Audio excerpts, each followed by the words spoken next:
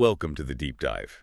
We are going straight into the heart of history today, taking a single dense stack of sources, a fantastic historical overview of the opening months of World War II, and really extracting the critical, actionable knowledge you need to be truly well-informed. We're dissecting the period between January and March 1940.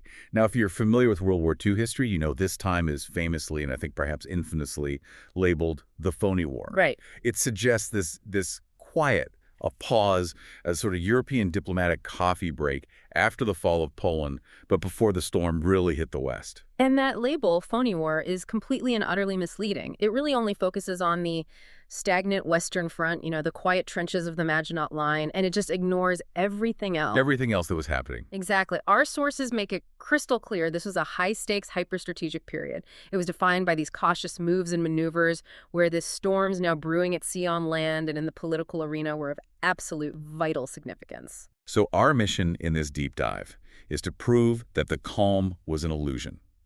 We are cutting through that myth of tranquility to find the critical military, political, and strategic moves made by all sides during these 3 months. Because these are the moves that had massive and devastating consequences later. They set the exact stage for the full outbreak of global conflict in April and May of 1940. We'll be focusing on the brutal implementation of Hitler's agenda in the East, which was anything but phony. We'll look at the ferocious resistance during the Winter War in Finland and the complex, disastrous diplomatic failures in Scandinavia and the Low Countries that basically opened the door for Germany's final, overwhelming offensive strategy. Okay, let's unpack this. So to really understand January 1940, we have to look back briefly straight to the devastating context and the root cause of the conflict, the September 1939 invasion and the annihilation of Poland. The core driver behind Hitler's aggressive action was it was fundamentally about national grievance, but it was channeled through a truly horrifying ideology. Germany was a nation still completely embittered. Oh, deeply. Not just by the loss of the First Great War, but by the poverty and disgrace that followed, especially stemming from the punitive terms of the Treaty of Versailles. Exactly. The Treaty of Versailles had inflicted this crippling sense of humiliation. It forced Germany to accept sole war guilt, pay these astronomical reparations, and lose huge swaths of vital territory. Hitler didn't just promise the German people a better economy. He promised a complete reversal of history. Reclaiming of everything. A reclamation of every lost territory, and, critically, justice for that deep-seated humiliation. And he framed this ambition not as a choice, but as destiny, right? He believed that the entire world order had been steadily moving toward a new great conflict ever since the French Revolution. Yeah. And therefore, it was Germany's existential duty to secure her own existence by every means possible, and that meant violent total war. And it's so crucial to understand the ideological underpinnings here. The war was never simply about borders or resources for Hitler. I mean, it was fueled by these deep-rooted, terrifying personal hatreds, primarily aimed at Jews and communists. Which makes the pact with Stalin all the more cynical. It's fascinating and terrifying, that contradiction.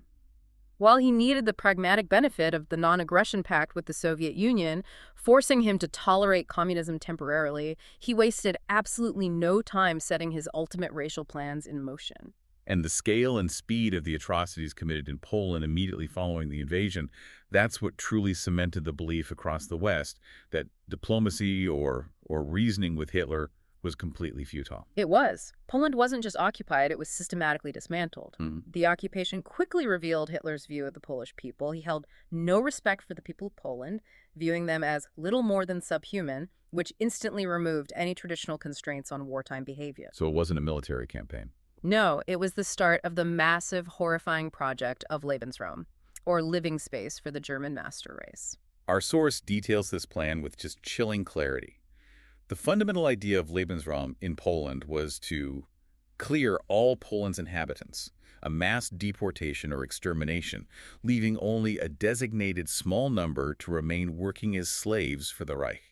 And by January 1940, even as the world was settling into this apparent quiet of the Phony War, the wheels of this horrific policy were turning with terrifying momentum. This was not future planning. This was active implementation. Right now. Right now, plans were being finalized for the rapid construction of new, massive prison camps on Polish territory, mirroring the function of those already operating inside Germany. And of course, the most notorious of these, which started taking shape during this exact period, was located on the edge of the small village of Auschwitz. Which the world would come to know by its German name, Auschwitz. Exactly. And this wasn't merely a camp for prisoners of war. It was engineered from the ground up for systematic annihilation. The terror was multi-layered, too.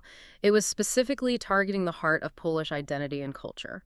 Hitler demanded that all traces of Polish culture be obliterated to prevent any future resistance or national resurgence. So you go for the intellectuals first. Immediately. This led to the immediate and systematic execution of intellectuals. Universities were closed or destroyed, and professors, teachers, cultural leaders, the very people who held the national memory, were arrested and murdered. It was a targeted strike against Polish leadership and history. And the cruelty extended to the future, affecting the most vulnerable, the children. The German occupiers implemented these horrifying policies of forced labor and racial kidnapping. Yeah, the sources are very clear on this. Teenage boys and girls were just rounded up and sent directly to German factories as forced labor, completely tearing families apart. And then there's that even more disturbing detail, the kidnapping of young children. It's one of the most disturbing parts of this. Those who possessed observable Aryan traits, fair hair, blue eyes, they were literally snatched from their parents' arms, assessed by race experts, and shipped back to Germany to be raised as children of the Third Reich. The goal was to just erase the Polish race. Completely. Eliminate it entirely and subsume the desirable physical characteristics into the German population. It's impossible to overstate the human cost of this immediate occupation, which of course established the precedent for Nazi actions across Europe.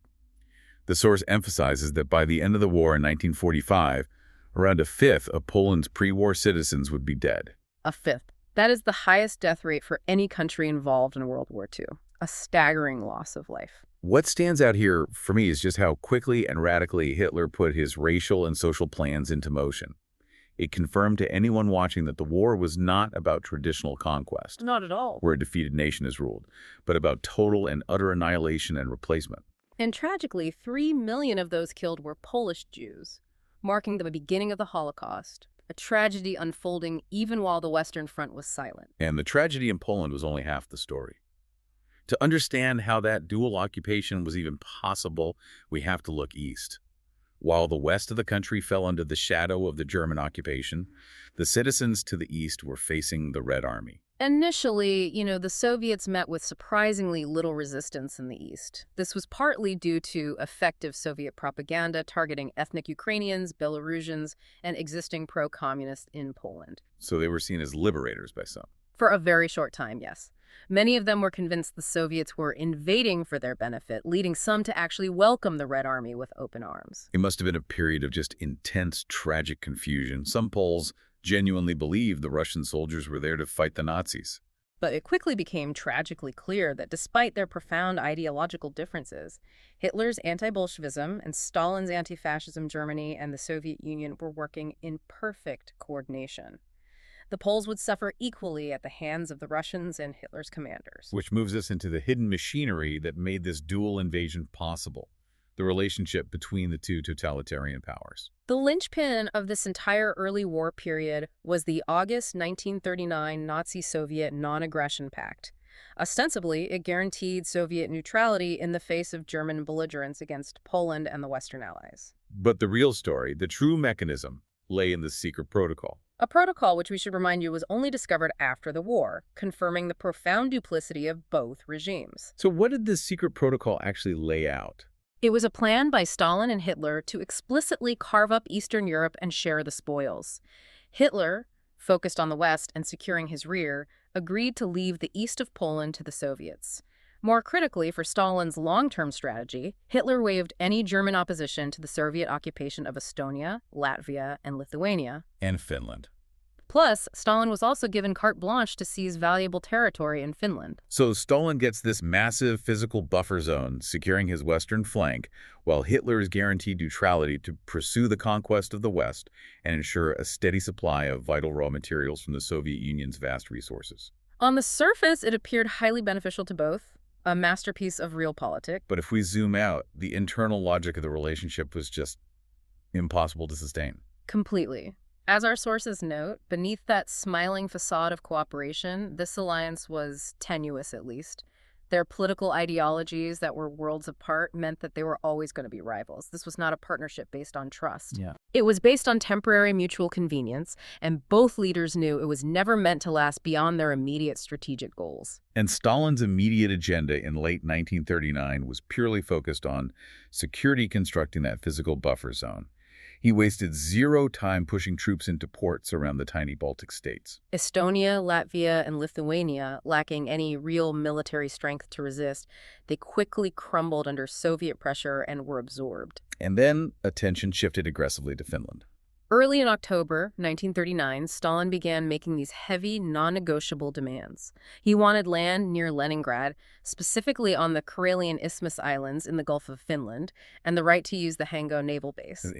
In exchange, he offered the Finns a far larger, but largely barren and useless tract of Soviet territory on their eastern border. But the Finns were far from convinced. They had deep historical reasons for distrusting Moscow. Absolutely. We have to remember the complex history here. Finland was part of Sweden until 1809, when it became the semi-eponymous Grand Duchy of Finland, part of the Russian Empire. It wasn't until the Tsarist regime collapsed during the Russian Civil War in 1917 that Finland finally achieved its independence. And that was thanks, in large part, to the White Army's victory over the local Red Army forces. And the man who led that White Army to victory was Baron Carl Gustav Emil Mannerheim. He understood the Soviets were still a dangerous adversary just across the frontier. Mannerheim had, in fact, wanted to march as far as St. Petersburg to completely beat back the Bolsheviks during the Russian Civil War. He was a lifelong military man and deeply anti-Bolshevik. And while he didn't get his complete offensive, he ensured the Finns prepared. They built these great fortifications close to the Soviet border in the Karelian Isthmus. This became the famous Mannerheim Line, a series of defensive works that would prove absolutely vital as the Red Army began to gather momentum. The negotiations soon broke down because Finland simply could not concede the strategic territory Stalin demanded. By the end of November 1939, Stalin, growing impatient with the diplomatic stalemate, ordered the Red Army to invade. And Mannerheim was called upon once again to take command against the vastly larger Soviet forces. The initial Soviet expectations were almost comically optimistic. They were led by General Meretskov, who was supremely confident. He predicted his men would reach the Finnish capital, Helsinki, within 10 days. Just 10 days. The Red Army had overwhelming numerical superiority, hundreds of thousands of troops, versus about 250,000 poorly equipped Finns. But Meretskov and his commanders completely failed to imagine the difficulties of the operating environment, or for that matter, the determination of the Finnish defense. The Soviet invasion hit the Mannerheim Line just as the second coldest winter in over a century swept across northern Europe. They had vast numbers and tanks, but they lacked essential tactical elements: winter uniforms, basic provisions for a long campaign, and a doctrine suited for the terrain. And this is where the Finns' expertise paid off immediately. Instantly. Despite being massively outnumbered and lacking heavy weaponry, they were masters of winter fighting. They wore white camouflage suits, could traverse the familiar, deep, snow-covered terrain swiftly on skis, and possessed an intense morale fighting for their independence. It gave them an enormous tactical advantage. And Soviet casualties began escalating rapidly throughout January 1940. Here's where it gets really interesting, focusing on the sheer tactical ingenuity of the Finns, particularly during the decisive phase of the Battle of Suomussalmi, which was concluding in January 1940. The initial Russian objective at Suomussalmi was audacious. 2 Soviet divisions were advancing from the north and the south, planning to link up at the village before heading west to the city of Oulu. Essentially cutting Finland in half geographically. Precisely. But the Finns employed these devastating tactics known as mati, which is the Finnish word for a bundle of firewood. Tell us more about those mati tactics. Well, they weren't fighting a conventional line. Finnish ski troops, highly mobile, used these wide, circling, flanking movements to catch the middle and rear end of the long Soviet columns, which were often confined to narrow, snow-covered roads. So they sliced them up. Once these columns were split, they were encircled or bundled up and then chopped into smaller, isolated groups of soldiers that could be eliminated at leisure. The terrain itself became a weapon against the ill-prepared Soviets. I remember reading about the frozen lakes becoming absolute death traps. Why was the contrast in uniform and training so critical there? The Soviets wore these dark, easily visible uniforms against the blinding white snow.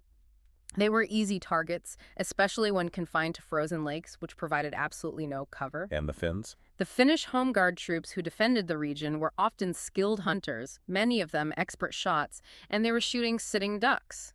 They were precise, relentless, and fighting in their own backyard. And this is where we encounter the legendary figures. The specific details really help us remember the scale of that resistance, like the emergence of Simo Heihi. Yeah, the legendary marksman. He would become known as the deadliest sniper in history. Operating in temperatures often plunging to minus 40 degrees Celsius, he was credited with over 500 confirmed kills during the war. Which is just an astonishing feat. And all achieved in a white camouflage suit, and often using only iron sights on his rifle, not a telescopic scope, which made him even harder to spot. And his counterparts were equally innovative with improvised weaponry.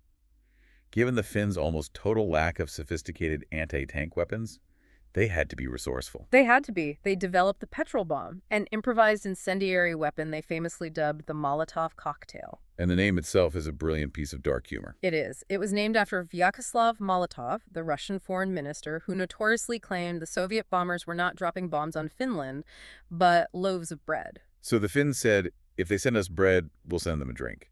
Exactly. And the design wasn't just gasoline. It often included thickeners like tar or soap residue to ensure the burning liquid stuck to the target, proving incredibly deadly against Soviet tank engines. They destroyed nearly 2,000 tanks during the course of the war with them. Faced with this stiff resistance, freezing temperatures, and constant guerrilla attacks, the Red Army was forced into chaotic retreats, again becoming easy prey for the mobile Finnish ski troops. The Russian armies were just divided into these isolated groups, swiftly encircled and eliminated. The result was horrifying. The source paints a chilling picture of the forests, snow-covered lakes, and roads of Finland soon being littered with the frozen corpses of Russian soldiers. And by January 8th, the Russians had decisively lost the Battle of Suomussalmi. A total victory for the Finns, not just holding the line, but being able to pick through the wreckage and capture desperately needed Soviet munitions, abandon heavy artillery, and tanks left across the landscape. It was a moral victory that captured the world's imagination. Even in the officially neutral United States, public sympathy was massive, and volunteers traveled from across the globe to fight for Finland. But as you said, this was just one battle in a very bitter war. Even with that bravery, Finland couldn't hold off the sheer magnitude of the Soviet war machine for long without Allied assistance. Which brings us directly to the strategic calculus in the West. While the world watched the Finns fight, Hitler was watching very, very closely. He understood the immense strategic vulnerability presented by the Scandinavian neutral nations. He was keenly aware that the Allies might intervene via neutral Sweden and Norway, countries that were, in his words, of vital importance to the Nazi war machine. And the reason for that vital importance was simple: iron ore. The vast majority of Germany's high-grade iron ore, essential for producing their steel and armaments, came from the mines in Kiruna, Sweden. During the winter, when the northern Swedish port of Luleå was frozen, that ore had to be transported by rail across Norway to the ice-free port of Narvik. And then shipped south along the Norwegian coast, which was technically neutral water. Right, so if the Allies decided to send troops to aid Finland, they would have to transit across Sweden and Norway. A foothold there, especially by seizing Narvik, could easily allow them to throttle Germany's iron ore supply, strangling the Third Reich's economic engine before the main Western campaign even began. German commander Gerd von Rundstedt recognized this immediate danger and urged Hitler to begin preparations immediately to seize strategic bases in Scandinavia before the British and the French could get there. And Hitler agreed. He was always concerned with protecting his economic engine. He saw a preemptive strike was necessary. Yet, the British government, led by Prime Minister Neville Chamberlain, was still operating from a very defensive mindset, deeply reluctant to take positive, aggressive action that might escalate the war or violate neutrality. And this is where that ideological contrast between Chamberlain and Winston Churchill, then First Lord of the Admiralty, really came into sharp relief. Churchill was the lone, passionate voice arguing for immediate, decisive action. He lauded the brave Finns and was keen to send assistance as soon as possible, but he publicly criticized Norway and Sweden for clinging to neutrality. Arguing that their position was suicidal. It was. He delivered that famous, memorable, and cutting quote saying, "Each one hopes that if he feeds the crocodile enough that the crocodile will eat him last." He knew neutrality would not save them from Hitler's appetite. Chamberlain, however, was just paralyzed by caution. Having pursued appeasement right up until the Polish invasion, he was deeply hesitant to aid Finland. Diplomatic intervention would mean a hostile act against both Nazi Germany and the Soviet Union, effectively opening a second front against two major powers. And the Allies simply did not yet have the military strength to fight both simultaneously, especially on the Western Front. That perceived inferiority was the main engine driving the Phony War period. Germany had enjoyed years of unchallenged military build-up rearmament hidden from the eyes of the League of Nations. They were buying time. The longer Britain could spend rapidly building up the Army, Navy, and Air Force, the more chance they had of surviving a long industrial war. So, while the diplomatic maneuvering played out, and Chamberlain delayed action in Scandinavia, Britain was intensely focused internally on preparation and survival. The home front was fully mobilized, and the fear of a sudden German strike was pervasive, driven by memory. The preparations were multifaceted and deeply rooted in the traumatic experience of the previous war. Military production was stepped up dramatically, conscription was enforced, and drill and training days became part of civilian life. And crucially, Allied troops from the Dominion countries, Australia, New Zealand, Canada, were pouring in to take up arms, symbolizing a truly global commitment even at this early stage. And the precautions against Nazi bombardment were immediate. Gas masks were distributed to every citizen, not just soldiers, due to fears of the gas attacks seen in the First World War trenches. Searchlights were installed around major cities, and the famous nighttime blackouts became a way of life. Which was driven by the terrifying memory of the German Zeppelin raids from 1914-1918. The darkness wasn't just a precaution. It was a deeply symbolic reminder of vulnerability. Efforts were also made to safeguard Britain's cultural treasures, signaling that the nation intended to endure whatever the conflict brought. Right. Sandbags protected important civic buildings. Priceless items, stained glass windows, paintings from the National Gallery, manuscripts from the British Museum were removed and stored deep underground in bomb-proof shelters. The sense was that if the physical city was destroyed, the memory and culture must survive. And even with the lack of active fighting on the mainland, the civilian population was already feeling the intense strain due to the naval war.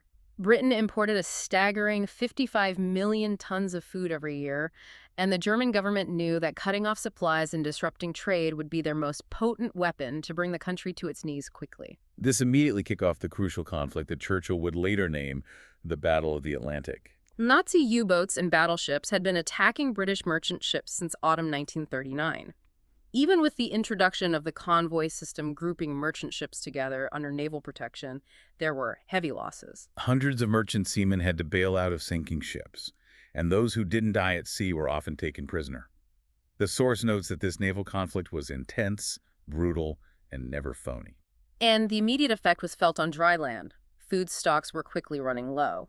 This led to the introduction of rationing in the first weeks of January 1940. Ration books were issued to everyone, and people waited patiently outside shops to receive their carefully weighed out portions of butter, bacon, and sugar. This wasn't merely a small inconvenience, it was a deep logistical challenge. Especially as imports dropped to less than a quarter of the normal amount by March. But if Hitler hoped that hardship and fear would crush the spirit of the British people, he misjudged them entirely. Completely. The immediate and widespread response was the famous Big for Victory campaign. The government's appeal was simple and direct. Every man and woman must grow their own food. The collective effort was extraordinary.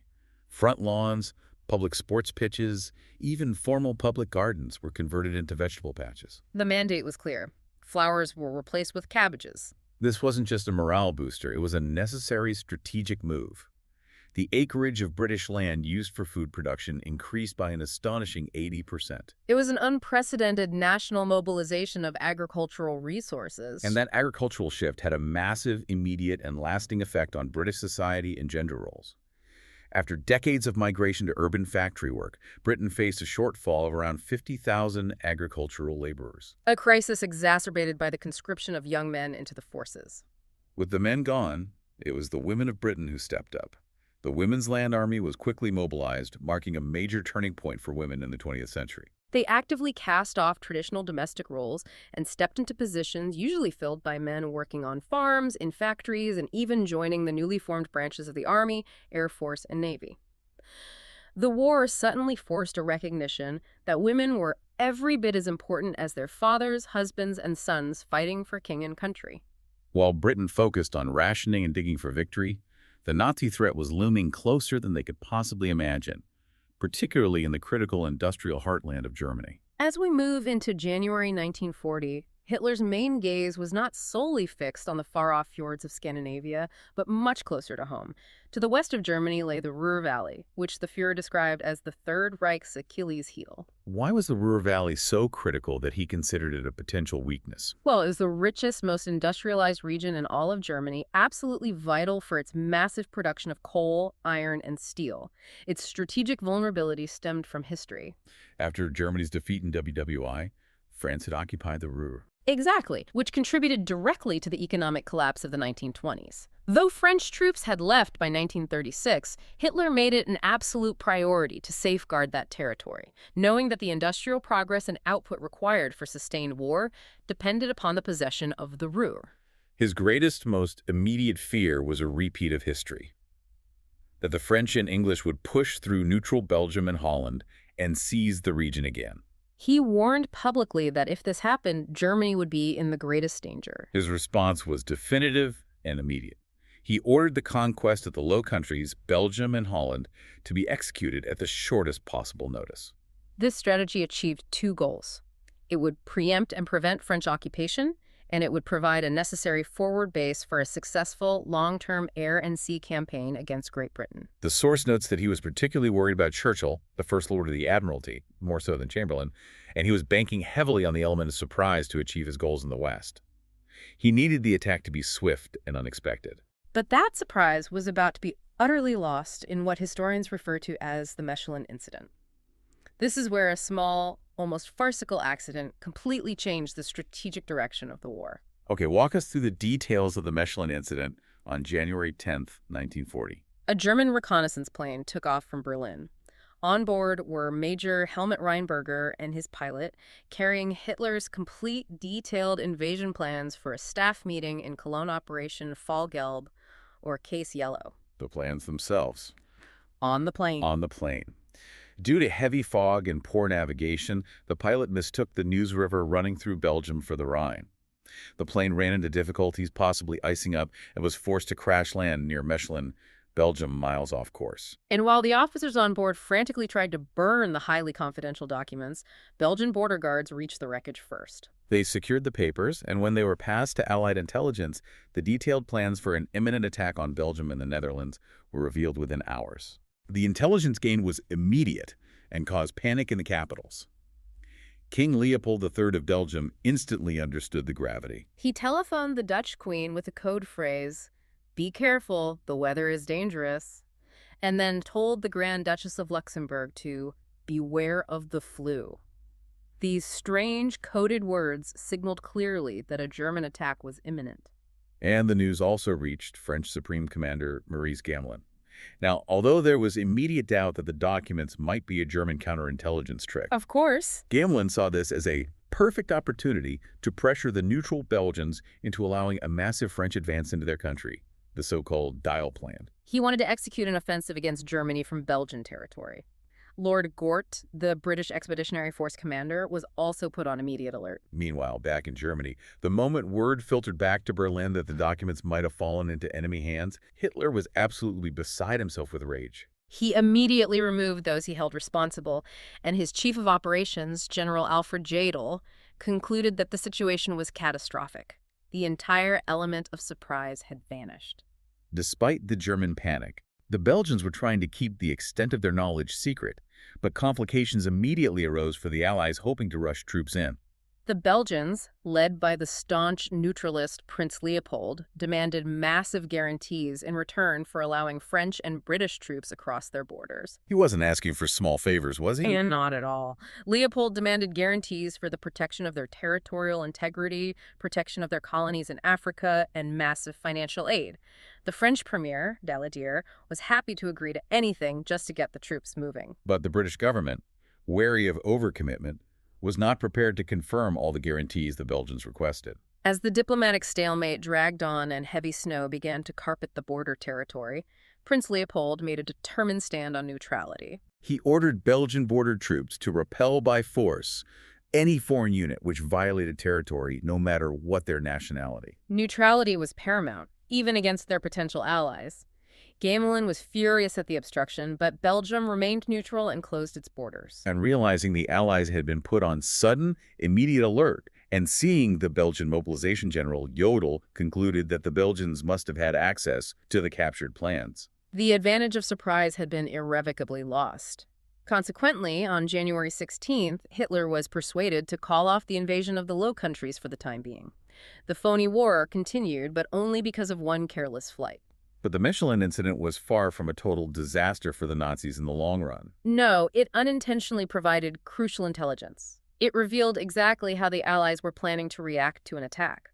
Specifically, it confirmed the Allied intention to rush their best troops, the British Expeditionary Force and the elite French armies north into Belgium, to meet the presumed German attack head-on. This knowledge became the key to the ultimate victory.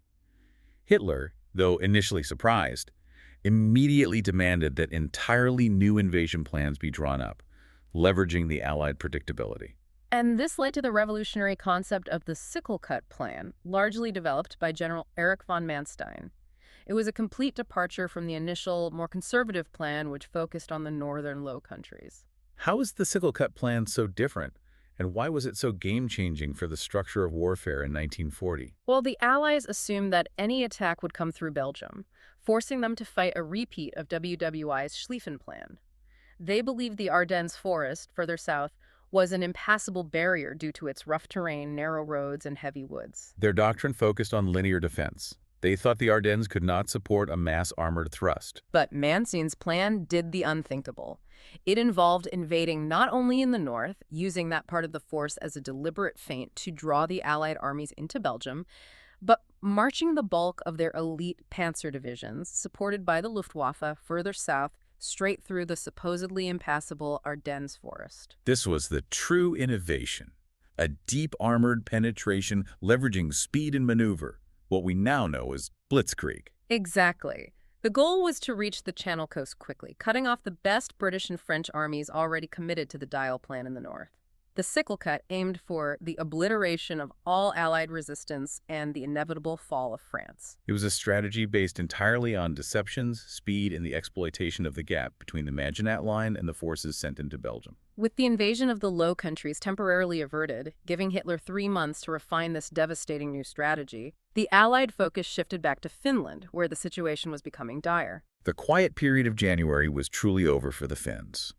The Red Army returned in force, with a vengeance, focused entirely on overwhelming the tiny Finnish defense. After the disastrous defeats in January, where tactical incompetence led to mass casualties, Stalin demoted and shot most of the commanders responsible. Marshal Semyon Timoshenko was placed in charge, and his orders were simple. Finland had to be defeated at all costs, regardless of the men or materials required. Colossal reinforcements were ordered to march into Western Karelia, a Soviet army estimated at 1 million strong, a scale completely disproportionate to the size of the conflict. And as February began, the Finns came under devastating fire from the skies. The Russians started a campaign of blanket bombing that aimed to systematically obliterate civilian and military targets, escalating the conflict from a territorial dispute into total war. Globally, the condemnation was strong, though action remained weak. British politician Anthony Eden condemned the attack, stating, "Not Russia only, but Germany also bears a terrible responsibility for what is happening in Finland at this hour." He was acutely aware that Hitler and Ribbentrop's policies, that secret protocol alone, made Stalin's aggression possible. And the Finns were running out of everything. men, ammunition, and food. The Soviets, learning from their earlier mistakes, shifted their doctrine from aggressive frontal attacks to using enormous concentrations of artillery fire to systematically reduce the fortifications of the Mannerheim Line defense. Finally, on February 4th, the Supreme Allied War Council approved plans to send an Anglo-French force to Finland. But the problem remained Nordic neutrality. The logistics were a nightmare, and the political will was weak. The plan called for troops to disembark at the Norwegian port of Narvik and transit via Sweden. Critically, this move was intended to achieve two goals: aid Finland and secure those vital Swedish iron ore supply routes. But time was the enemy. While Allied politicians deliberated the size and speed of the expeditionary force, the Soviets intensified their attack. By February 14th, the Finns were finally forced to withdraw under the overwhelming Soviet artillery barrage. And Norway and Sweden, fearing their countries would become the central battleground for a global conflict involving Germany, Britain, and the USSR, refused the Allies' transit rights. This diplomatic blockage prevented any large-scale military assistance from reaching the Finns. Mannerheim knew the end was near. With troops and ammunition rapidly depleting, and with Allied help definitively blocked, he recognized that the longer the resistance continued, the worse the losses would be. By March 5th, the Soviet army had advanced 10 to 15 kilometers beyond the Mannerheim Line and entered the suburbs of Viipuri. For Finland, the strategic position was hopeless. They admitted defeat on March 12th, signing a peace treaty and surrendering valuable territory, including the entire Karelian Isthmus. Churchill's summary of the Allied failure was bitter and prophetic. Now the ice will melt and the Germans are the masters of the North. He recognized that the failure to seize Narvik had handed Hitler a vital strategic advantage. Churchill had, once again, been proven right in his assessment of the danger, but he remained powerless as First Lord of the Admiralty. Prime Minister Chamberlain's reputation suffered a terrible blow. And public confidence in him was rapidly waning. The political fallout was immediate. In France, the Prime Minister, Daladier, was forced to resign over his perceived failure to aid Finland. The stage was now perfectly set for the next confrontation in the north, one that was sparked not by diplomacy, but by a dramatic, aggressive naval incident in neutral waters. This was the Altmark incident in mid-February, a pivotal moment confirming Hitler's worst fears about Allied respect for neutrality. The Altmark was a German tanker carrying hundreds of captured British merchant seamen prisoners taken during the naval skirmishes in the Battle of the Atlantic, and was using the neutral corridor of Norwegian waters to sneak back to Germany. And the Norwegian authorities were utterly incompetent or deliberately complicit. Norwegian search parties were sent to inspect the vessel, but failed to inspect the hold, where the hundreds of captive Britons were being held in appalling conditions. The Norwegians declared the ship clear and allowed it to continue. But a British plane soon spotted the tanker and raised the alarm. The Royal Navy put one of its ships, the destroyer Cossack, on full alert and gave chase. On February 16th, the Cossack managed to corner the German vessel in Jussingfjord, a Norwegian inlet. The subsequent boarding was a dramatic violation of Norway's sovereignty. The British sailors, led by Captain Philip Veen, forced their way onto the German vessel. After fierce, often hand-to-hand fighting, armed with bayonets, the Royal Navy overwhelmed the crew and rescued the 299 British seamen with the famous shout, "The Navy is here!" It was a rare, unambiguous victory for Britain in the quiet months of the Phony War. But what was the cost of that victory? Hitler was alerted to the fact that the British had no intention of observing Norwegian neutrality. He viewed the flagrant entry of the Cossack into neutral waters as a definitive confirmation of his fears that the Allies would preemptively move to seize the iron ore routes. And 2 days after the rescue, he made the invasion of Norway and Denmark, codenamed Operation Weserübung, an absolute priority over the invasion of France. The Phony War was now on borrowed time. And Britain's flagrant entry into neutral waters infuriated the Norwegians further, compounding their earlier refusal to grant transit rights for Allied assistance to Finland. They felt violated by both sides. While events escalated toward a northern confrontation, U.S. President Franklin D. Roosevelt, increasingly concerned about American interests being dragged into a European global conflict, attempted one final diplomatic intervention. He sent envoy Sumner Welles to Europe to secure peace before the Phony War escalated beyond retrieval. Welles's first stop was Italy, attempting to prevent Mussolini from entering the war on Germany's side. He met with the Italian foreign minister, Count Galeazzo Ciano, who happened to be Mussolini's son-in-law. And Ciano was openly distrustful of the Germans. He gave Wells genuine hope that the Italians could be drawn away from Berlin through diplomatic and economic incentives. But the dictator himself was the problem. Mussolini was consumed by the desire to recreate the Roman Empire and seize colonial territory, and he was determined to prove Italy's military strength. It became clear that it would be extraordinarily difficult to steer the dictator toward any peaceful or neutral solution that didn't involve expansion and war. By March 10th, Wells reached London and met with Chamberlain. Wells was surprised by Chamberlain's deep anger toward the Germans, but also heartened and perhaps naive that the Prime Minister was still considering appeasing Berlin further with colonial concessions in Africa. Hoping to avert a larger conflict. However, Wells's meeting with Churchill was less successful, but far more illuminating. Churchill doggedly rejected any peace solution that did not have at its heart the complete elimination of Hitler. For Churchill, the only course open to the Allies was to fight to the bitter end, regardless of the immediate cost. And Churchill's resolve could not have been better timed to the escalation. During the American envoy's visit on March 18th, Nazi bombers crossed the North Sea to the Scottish coast where the British fleet was anchored at Scapa Flow. This was a clear message to the Allies. The gloves were off. 100 bombs were dropped in 25 minutes, injuring naval personnel and, tragically, killing a man who became the first civilian to die on British soil during World War II. It was a brutal confirmation that the peace Roosevelt hoped to promote was now no more than an impossible dream. On that very same day, Hitler was in talks with Mussolini at the Brenner Pass, high in the Austro-Italian Alps. And contrary to America's hopes, Mussolini confirmed he was now ready to join Germany and its allies in the war against Britain and France at the decisive hour. All attempts to promote peace had been in vain. The point of no return had been reached.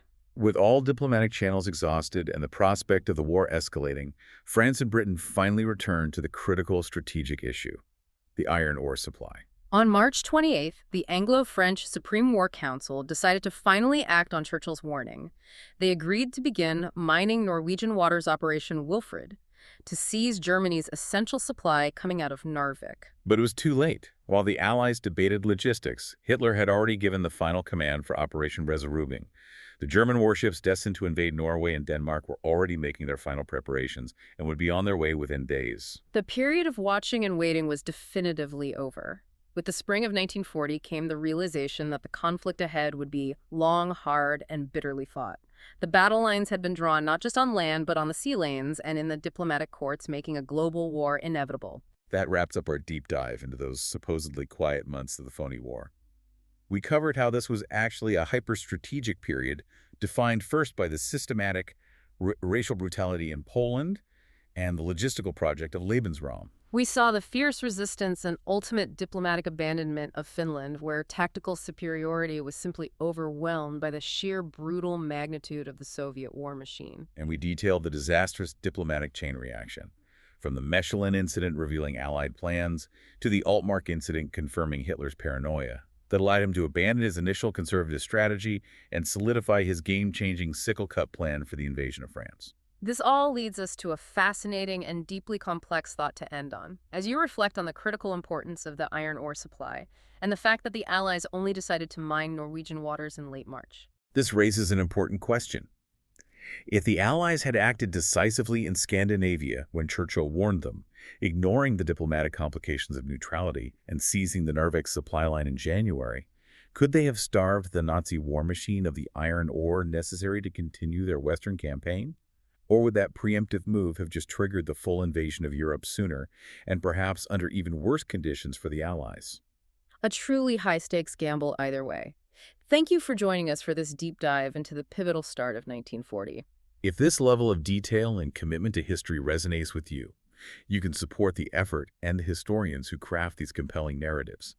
We invite you to check out the War Stories merch to support the channel. Every purchase helps us continue producing these in-depth deep dives. You can find the shop link right in the description below. Thank you for listening, and we'll see you for the next deep dive.